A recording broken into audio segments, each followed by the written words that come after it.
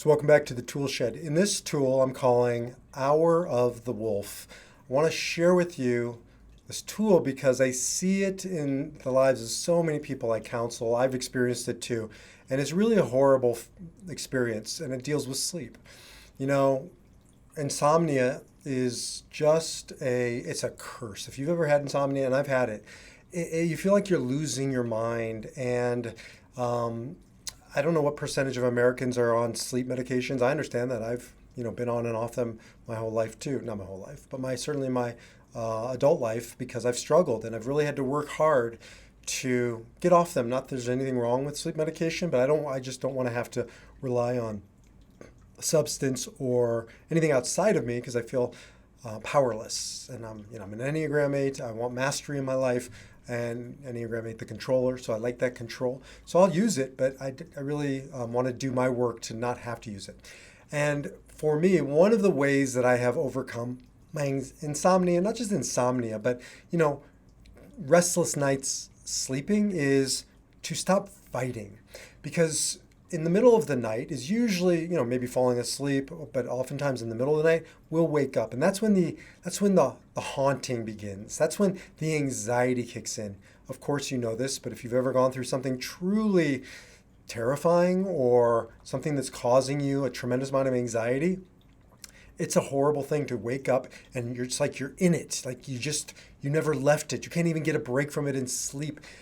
And so what happens is that we fight it. And we're just feeding. It's a monster. We're feeding the monster. What we have to do is a new strategy. It's called the Hour of the Wolf because in mystical traditions, I think it's traditionally it's like midnight to 3 a.m. maybe. That's when there's a haunting. Now they may have described it as a supernatural haunting. Maybe that's what you believe. I have my feelings about it. It's irrelevant. It's a haunting nonetheless, right? Stephen King once said, monsters are real. However, it's just that they live in my head, and sometimes they win. So whether monsters are or not real, we all know they're real from the fact that they live in our head, and sometimes they win. So how do you deal with the hour of the wolf? By not fighting the wolf, but taming the wolf. And how do you do that? Get out of bed. Don't lay in bed. When it's the hour of the wolf, I'm not just talking about you wake up, you got to pee, you're an old guy like me, and it usually happens once a night, and then you go back to bed and you can't fall asleep, and it's annoying. That's not the hour of the wolf. You know the hour of the wolf when he comes for you, hunting you. That's when you got to get up out of bed and you hunt him back. That's how you do it. Now, you don't hunt him by, being anxious and angry. What do? You stalk the wolf. And how do you do that? Sit in a chair. Don't do this in bed. You got to distance yourself from that space, that place, that energy. Go to a designated area, or if you have to go out of the room because you have a spouse in there, whatever, take a journal and start hunting the wolf. Hunt back. Because what happens in the bed is we're victimized. And then it's coming for us. We feel out of control. There's nothing we can do. Literally, we're just exposed, vulnerable.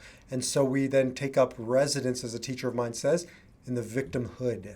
Right? We move into that space. And then we just feel hopeless and helpless and powerless. When you get into your chair, when you get with your weapon of the pen, when you get that journal, it's how you're going to stalk it. You start writing about what is that thing? And does it really have power over me? How does it have power over me? Why I can't give it power over me? How I'm going to take back my power over it?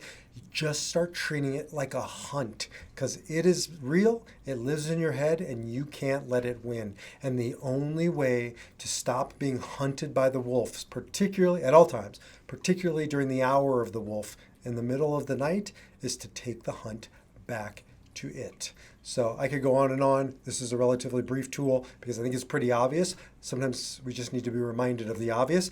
Get out of bed, get into your power, and hunt the wolf. Don't be hunted by the wolf. And that's the hour of the wolf. I'll see you in the next tool.